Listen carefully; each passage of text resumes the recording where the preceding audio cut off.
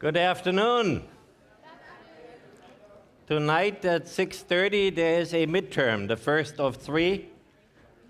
And you know where to go. I think it's been all posted. It's a 90-minute midterm, multiple choice, 40 questions. All right?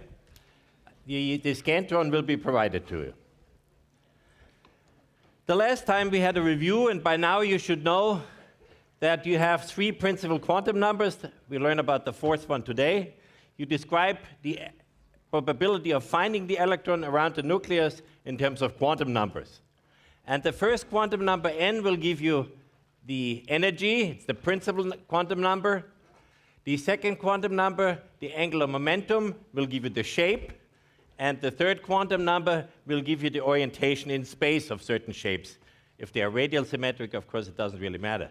There is no quantum number. But if they are not radial symmetric, then you have orientation in space. So you know how to calculate these orbital energies. If n equals 1, this is the lowest energy level an electron in an orbital can have. Of course, n is different for different orbitals. And you calculate this with they call it in your book the Bohr's equation. And this is for one electron, system. So it says the energy of the nth level is minus the number of protons, the atomic number, divided by the level number. That's the principal quantum number. Level 1, level 2, level 3, and so on. We did this in the review on Friday. So, and this is an energy, okay? You have it in Rydberg. Sometimes the Rydberg is R something, Ry, or we have it here R infinity. It depends who defines it. Yeah? A Rydberg is an energy, and it tells you one Rydberg is 2 times 18 times 10 to the minus 18 joules for one electron, and for a whole mole of electron, it's 1,312 kilojoules per mole. So that's an energy. And you see now we have talked about the different shapes of the orbitals. S have radial symmetric shapes, and if they are, you go higher in n, you can have nodes. You have radial nodes, and with p you have spherical nodes, and you should know all this by now because we have discussed this, as we would say, ad infinitum. You should be able to do this tonight pretty well. So there's one more thing. I think I said it the last time already. If you have a transition from one energy state to another energy state, you can either excite an electron in a higher energy state, let's say from 1 to 2 or to 3 or to 4 or to 5 or to 6, or you can give it so much energy that it will leave the electron, will leave the atom. Then you have ionization. You don't have excitation, you have ionization. And when an electron gets excited, it has to absorb that energy to come to between the level it is at to the level where it's going from to, okay? That energy difference. And so when it comes back, that means it emits energy, so you have then an emission spectrum. So it goes from a higher level to a lower level, and what does it emit? Energy in form of what, for example? That could be light. In the case of emission spectroscopy, it would be light. It doesn't always have to be light, but we are talking about light at the moment, so it emits that energy. It comes from a higher level to a lower level. Then it emits that, and you would see the change in energy, or the difference in energy from that higher level to the lower level is z squared, so that's the atomic number squared, times the Rydberg constant, minus, okay, the final level is the lower level. We're talking about emission now. And the initial level is the higher level. So it goes from this level to that level. So if n equals, for example, the initial level is the higher level is 5, and n equals the final level would be 3, it doesn't have to go necessarily into the ground state. It can go from 5 to 3, for example. Or I can also absorb from 5 to 3. That's possible. So this is how you calculate that. All right? So if you look in space, you could take a spectrum. And you can take, for example, a spectrum of the sun and you can take spectra of visible light. You could also take a gamma ray spectrum, would be also energy. Energy coming from space towards Earth. And if you look at the sun, you see mostly a very complex hydrogen and helium spectrum. You know, I didn't show you a hydrogen atom, exactly how the spectrum looks like, but I've showed you a mercury atom, how that spectrum looks like. When it emits light, it had these 3 lines plus the extra one in the UV, okay? And so every element has a specific, very specific light emission pattern, and even compounds, molecules have also specific light emission patterns. And if I analyze this, and the sun is not actually that interesting, it's huge. See all the lines? Because you have many, many, many excited states there in the sun. And what happens in the sun? That's what we would like to do on Earth. Fusion. The fusion of hydrogen to heavier hydrogen. Or the fusion of hydrogen to helium, okay? So that means 2 hydrogen go together and 2 protons make helium, all right? So the problem there is, of course, that you have your proton here and your proton here, and you want to fuse that, okay? If I make 2 hydrogen, fuse this, so I have these negative charges of the nuclei. So I can't get them close enough together to fuse. Only if I get them so close enough together that a certain one of the 4 elementary force, what force would that be, which has to act? The strong force. It doesn't reach very far, that's why I have to get it so close. If that strong force reacts, then it fuses. And that fusion is then connected with an energy release, all right? So this is what we would like to do on Earth. You need to put in a lot of energy to do it, but then you get more, hopefully, energy out than you put in. That's the concept. That's how fusion would work. So in the sun, it works easily. Why is that? Because you have a lot of energy due to the high temperature of the sun. You have about 10,000 degrees. Kelvin or Fahrenheit doesn't make any difference. In this case, you have 10,000 degrees. And so you do this fusion of hydrogen to helium, and helium-3 and helium-4, and with this you release the energy, and that's what we see here on Earth. That's why it gets the energy to us. Of course, there are you need to actually have bigger suns to fuse heavier, to make heavier atoms. You need to have much bigger suns. And they have existed, and they still probably do exist. No, probably. I'm not an astrophysicist. So, but there, they fuse heavier and heavier and heavier molecules, the atoms, together to make new atoms. And this goes to about iron. It goes with iron because you get more energy out than you have to put in. So it's an exothermic reaction, essentially. But when you come to iron, after iron, to make gold and silver, you need to have even bigger suns. These are supernovae, okay? And this happened also. So far, actually, we don't really know how these very heavy elements got to us on Earth here. We don't know that. We know how that carbon and hydrogen and oxygen, how this got here on Earth, to Earth. It got through nucleosynthesis, and so stars have deposited this in where the Earth was formed, probably onto the Earth. So we are made out of carbon and hydrogen and oxygen and nitrogen. So most of the compounds in our body are made of that, organic compounds. So we are nothing but a stardust, little stardust. That's what we are, okay? So that's how it came here. Maybe I should tell you that story, that I'm in the business of trying to do chemistry for the first time with new elements. Not that you discover a new element every 5 minutes. It's very difficult to discover a new element. And there was about 10 years ago, there's a research center, it's called Dubna in Russia by Moscow. They made a new element, and they made element 114, and they had a target. That's our target molecules. There's a very thin film of plutonium. Plutonium is element number 94. Is that right? Say yes, okay? It's 94. So if I would be able to put calcium in there, I would get calcium as element what? 20. 94 and 20 would be what? 114.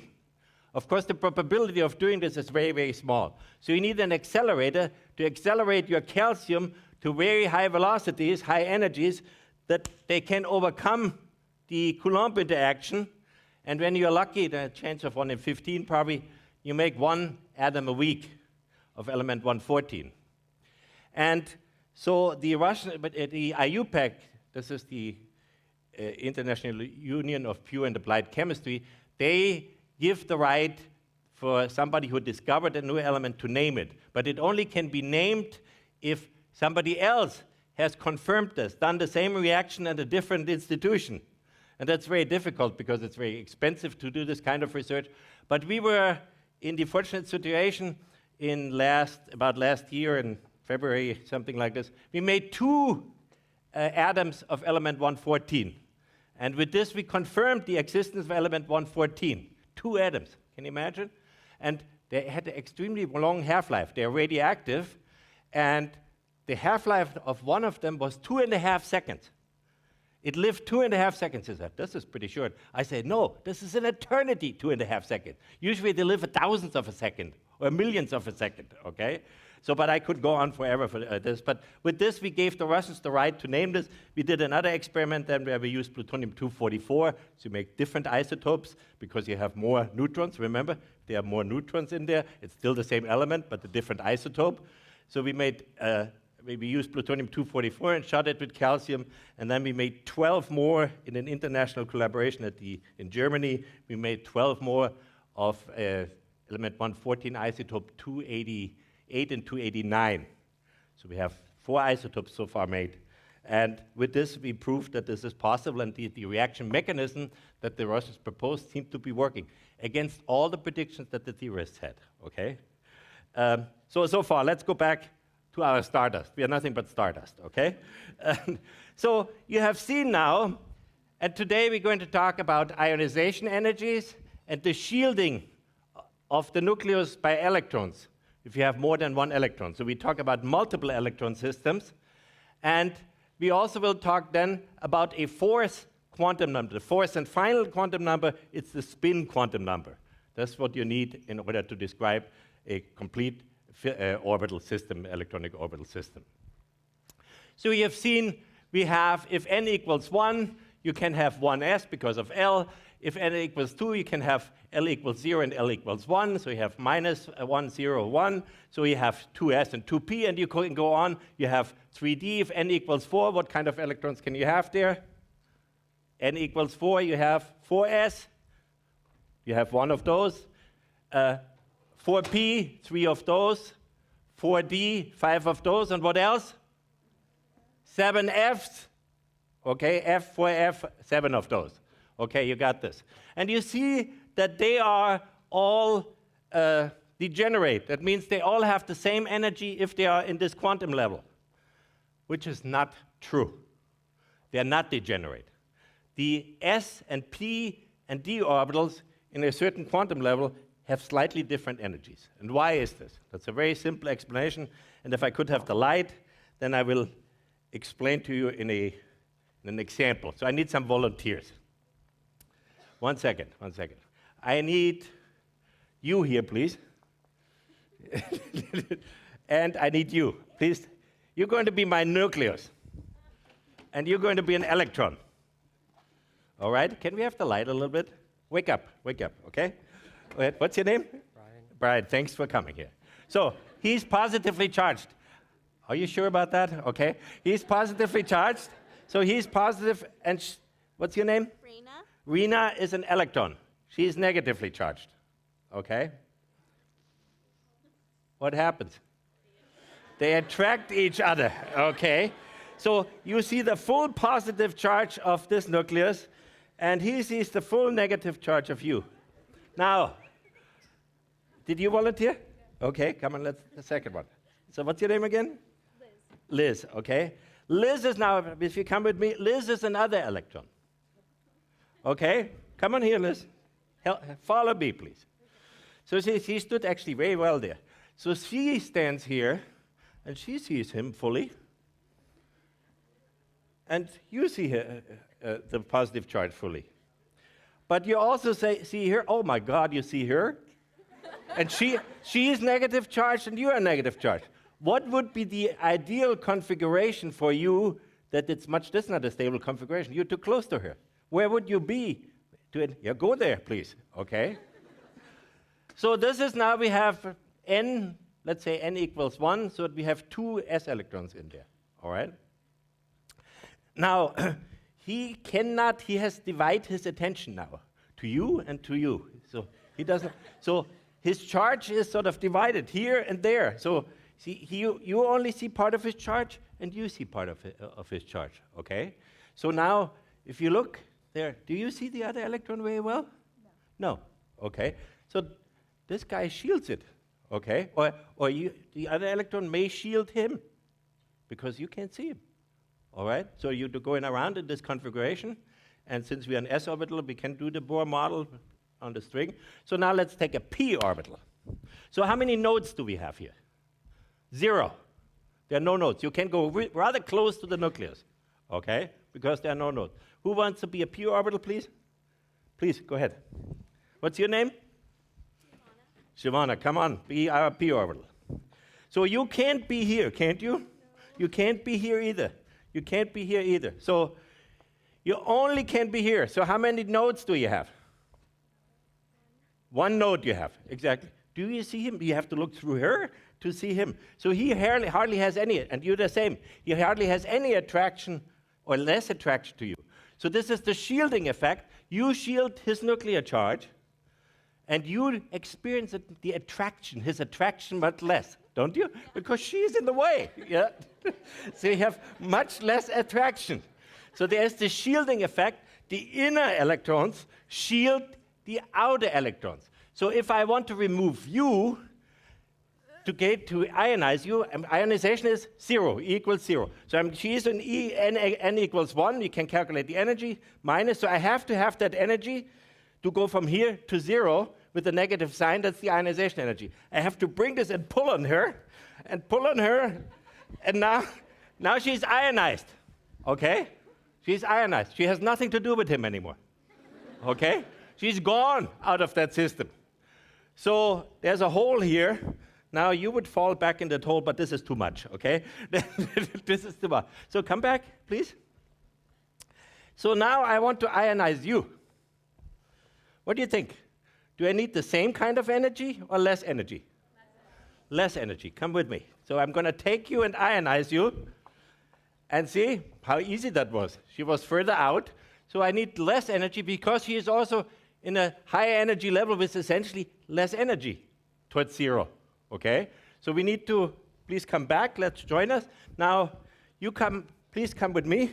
Now you're going to be sp, you're going to be a d electron. You barely see this guy in there anymore, don't you? No. Okay? So very easy to ionize you. Okay? Very easy to ionize you.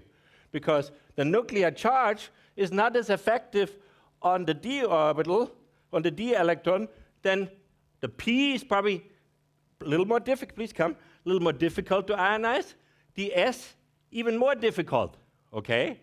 And so this is the effective charge that I explained to you. Give all of them a hand, please. So you've been in orbit, so to speak, today.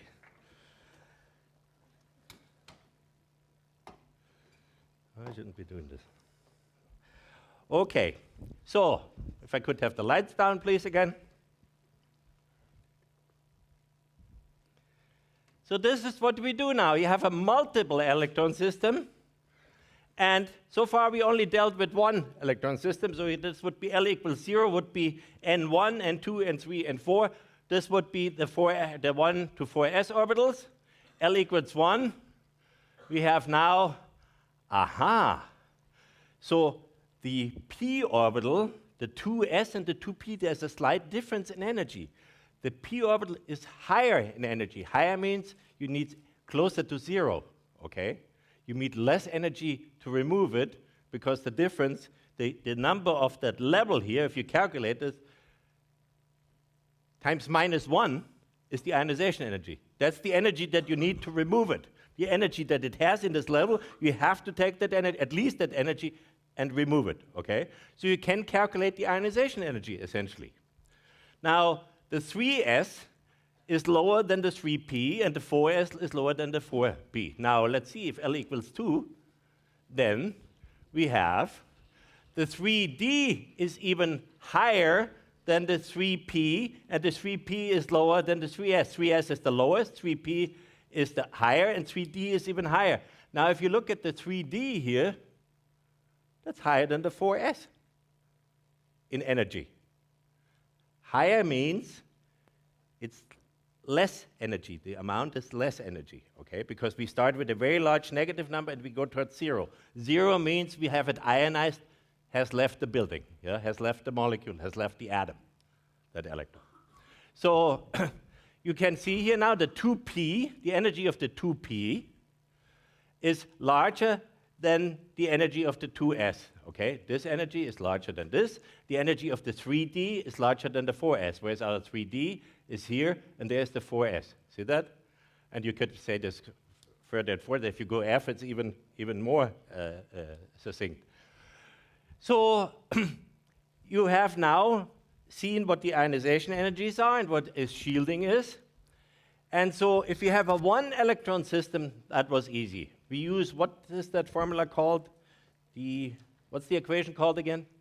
Bohr's equation, they call it in the book. I never call it this, but I've said it about 100 times that you say, what is Bohr's equation, okay?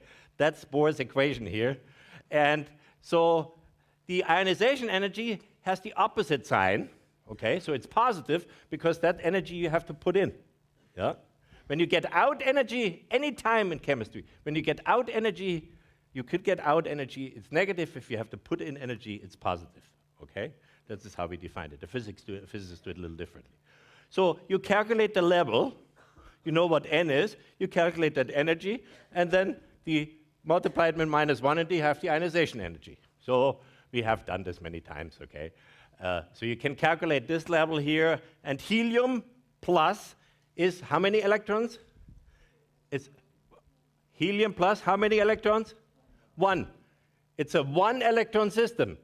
Z is 2, but we only have 1 electron. There is no shielding, all right? Because we only have 1 electron. With this, you can calculate that too.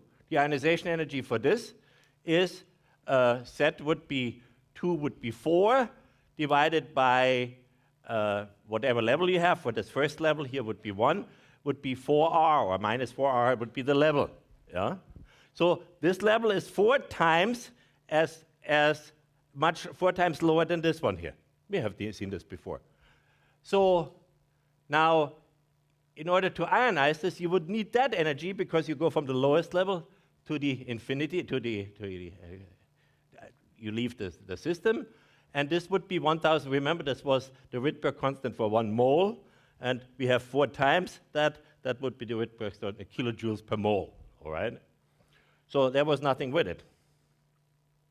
Now, if we have a 2-electron system, we need to have a helium atom, which helium atom has how many protons and how many electrons? Okay, that's a good thing. And they are we say they would be in the 1s, and since there are 2, we say 1s2. That's how we describe this. 1s2 means, the 2 means there are 2 electrons in there. A 1s1, this would be a 1s1. There's only 1 electron in here, okay? So, but now we have shielding. This was the old level. This was the helium ion, this single electron. And it's not quite that well shielded. This 1 electron shields the other one, because then it would be 1, okay? But there is some shielding compared to a 1-electron system. And so the energy here, the energy here, you don't have Z anymore. You have, yes, you do have Z, but you have an effective charge, effective nuclear charge. So you needed to know the effective nuclear charge. But how do you know the effective nuclear charge? Very difficult to get. Actually not. What you do, you measure the ionization energy, measure what energy does it take to ionize your atom, and then you can calculate the effective charge. You have this, and you have this, and you can calculate the effective charge.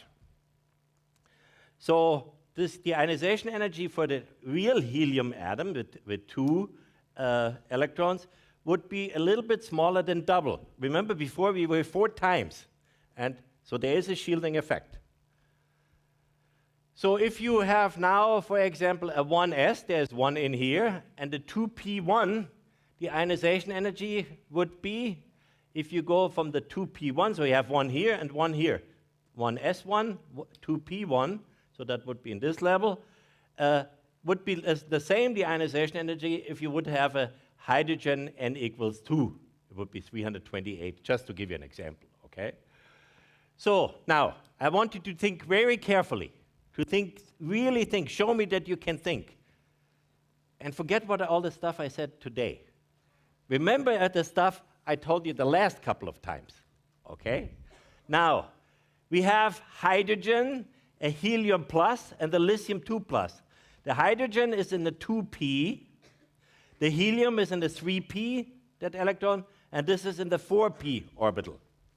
I'm asking you now, which atom or ion has the lowest ionization energy? The lowest ionization energy, okay? So why don't you think about it and give me your answer? Don't fall in the trap, okay?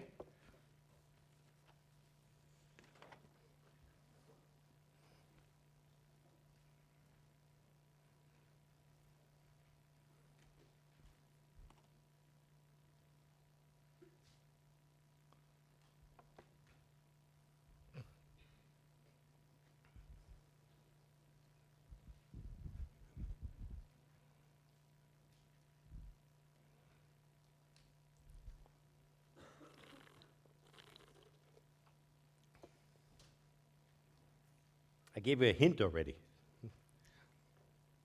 Pretty subtle hint, actually.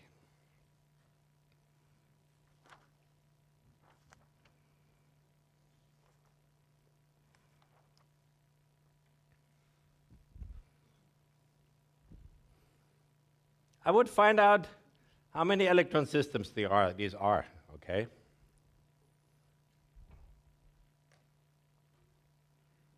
The 3 electron system, 2 electron system, 1 electron systems.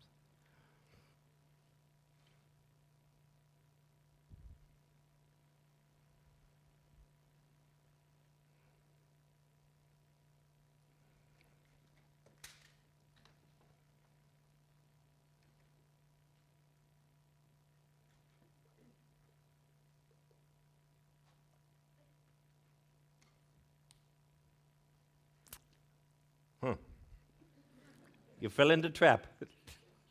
Or you don't know arithmetic. One or the other. I hope it's not both, okay?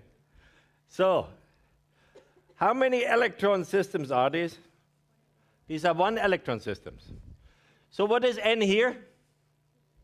What is n here? What is n here? Why don't you put this in here and calculate it and give me the answer and tell me which one is the lowest energy system? Okay, discuss it with each other, please. You need to discuss this. You need to get that right.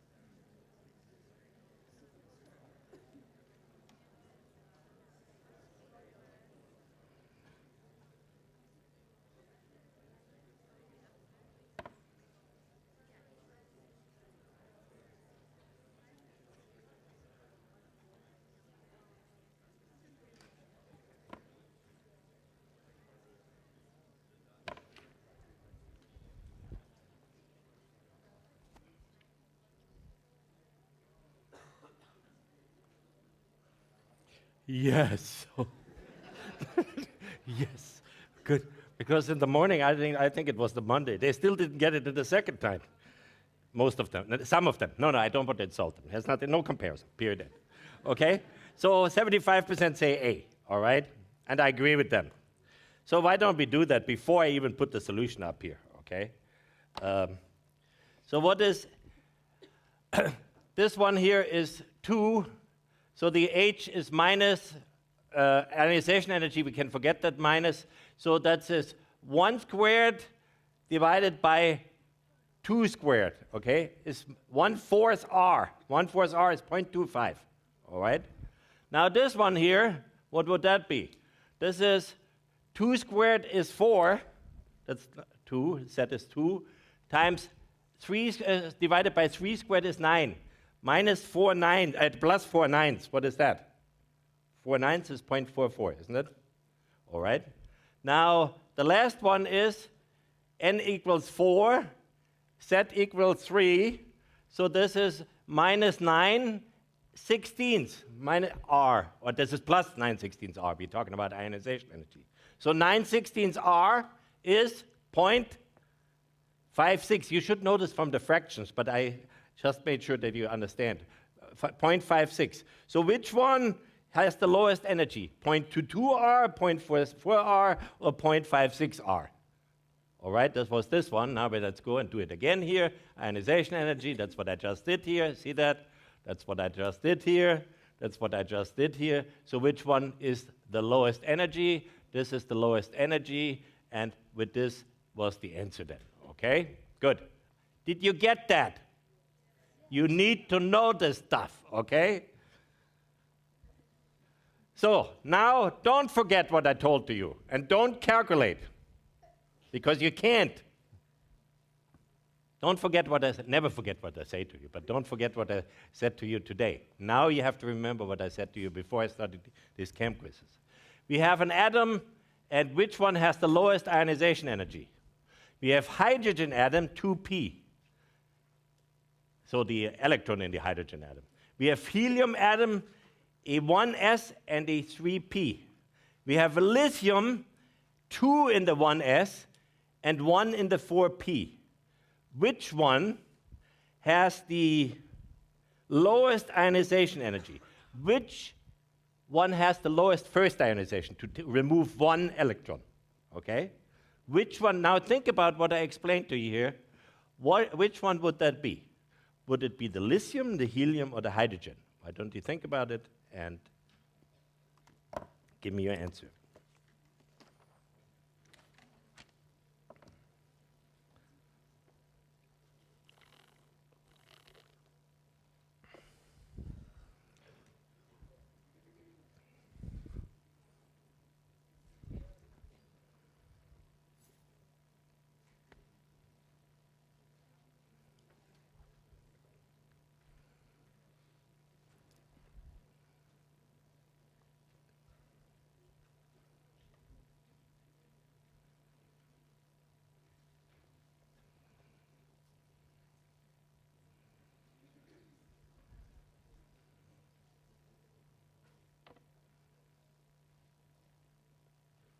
Now we do have shielding now. Before we had no shielding, because we only had 1 electron. Now we have more than 1 electron, and there's shielding. There are lower orbitals in the way of higher orbital electrons.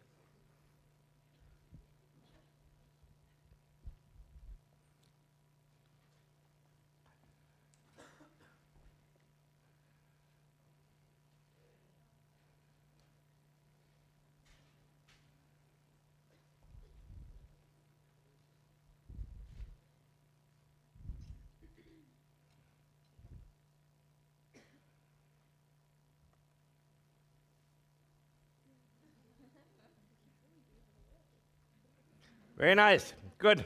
Okay. Now, that was the first question I had. Okay. So let's talk in terms of football. Yesterday was football. Okay. So this is blocked by how many? 3 blocked by how many? 2. This is 2 blocked by 1. and this is 1 blocked by nothing. Okay? So why don't you discuss this? I need to get these 68 people on the same side. Don't vote with the majority. Understand it, okay? Why don't you talk to each other for 1 minute and see if you can? It doesn't really matter. Everybody will click C. So anyhow, but make sure you understand it. Talk with your neighbor. If you didn't understand it, perhaps she or he will be able to explain it to you. I give you 1 minute. No, I give you even 1.5. It's important that I just explained it to you, okay? But make sure that you understand. It's not about the right result.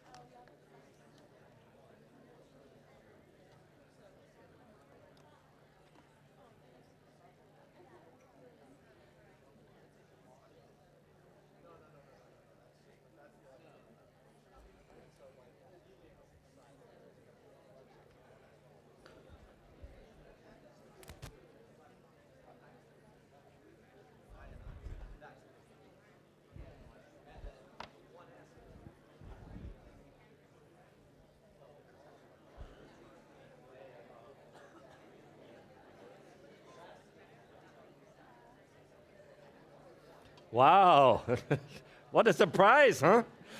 Okay, so I said it, so we could also go this way. We said the effective charge, if we just do this, the effective charge is, the charge is 3, but it's blocked by 2, so this would be an effective charge somewhat around 1, okay? And this is far out here. This is far out already, that electron. It's in the 4p. It doesn't feel that charge of that 1 effective charge, doesn't feel it very much, doesn't experience it very much because it's so far away, okay? So this one here is the charge is 2 of the nucleus, and we have 1 blocking it, so we could say effective charge of 1. Of course, I've shown you it's not 1, it's a little bit bigger. But this one is 3p, and it's also relatively far out, but here I have not this much blocking here, and this is further out. You see that? This is further out than that one.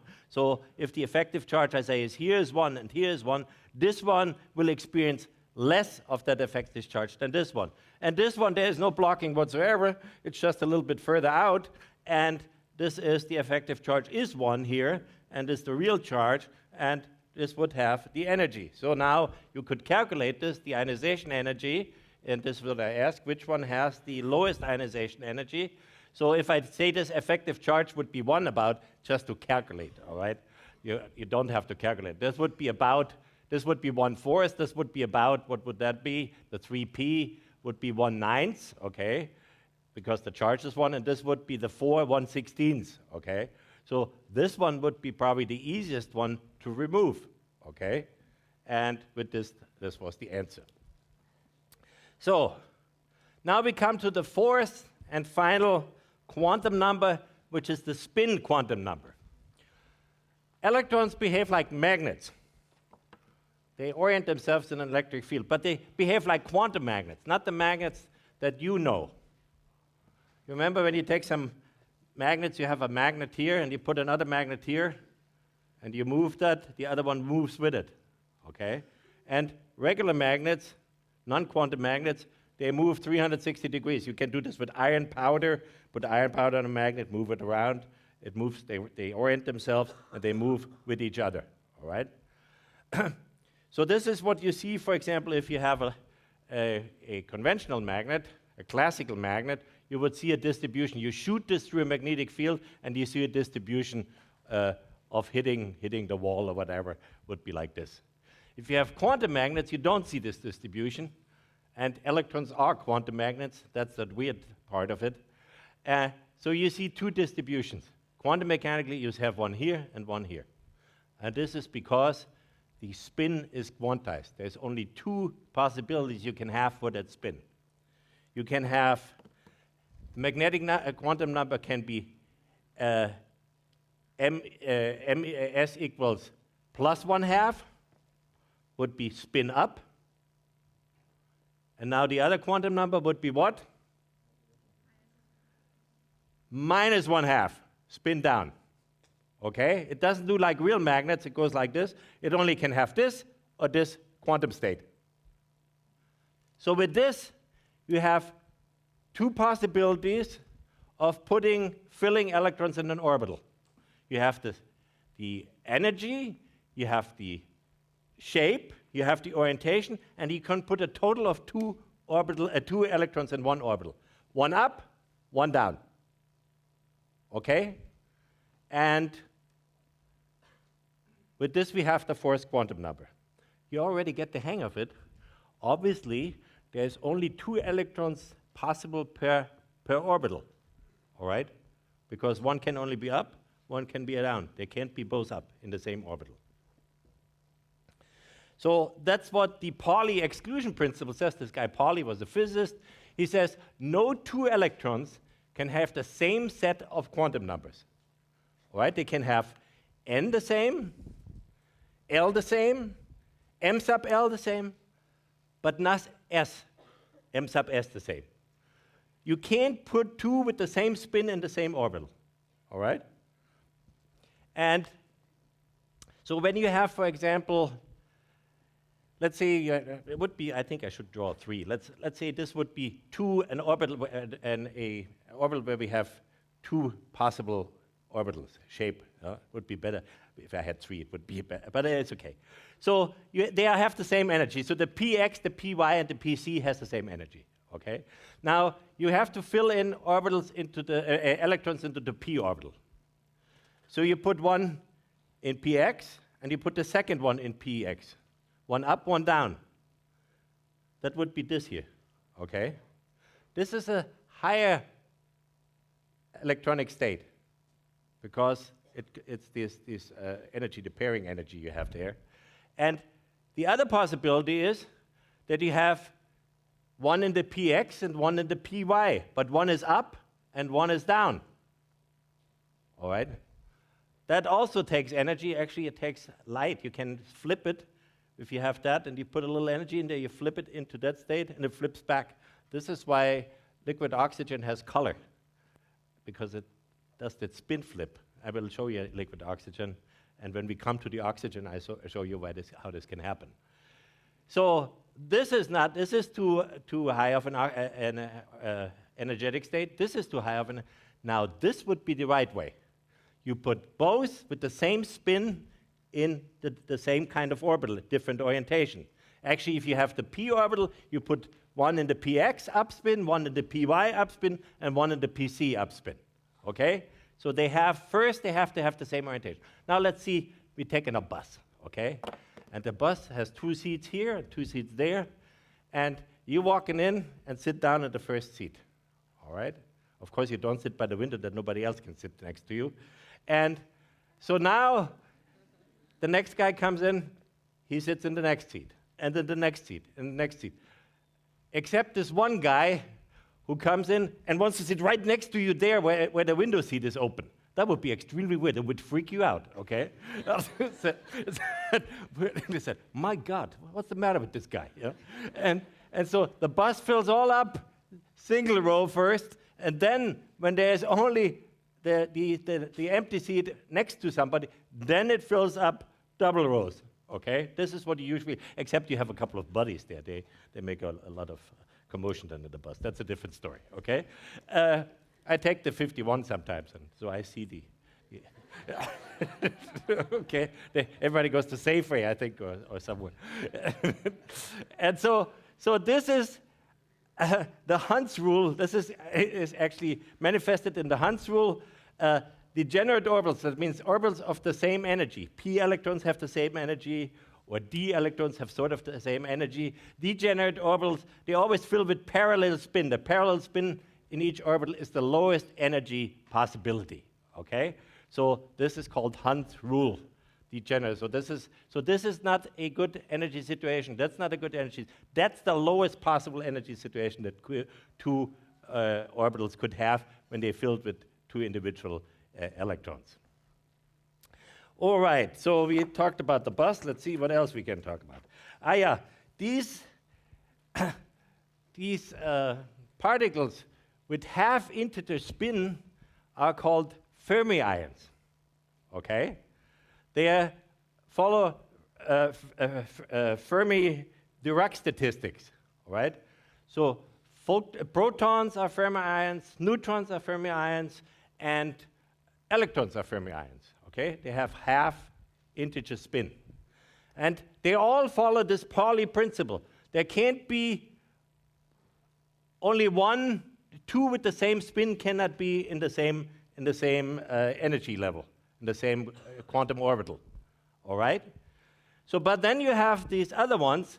These are full number spins. These are called bosons, not bosons. These are bosons. There was the person, Bose, you know, the guy who makes the fancy radios. Actually, that's the name, Bose. You don't know what a Bose radio is? Yeah, okay, good. I thought I'm that old already. So these are bosons. They don't follow the Pauli principle.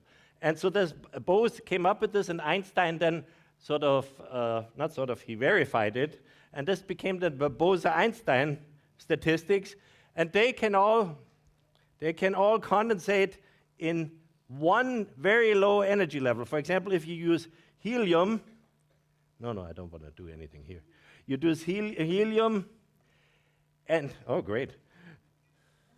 Okay, you use helium at a very low temperature, at 2 degrees something, below 2 degrees, then all the helium atoms go in this one state.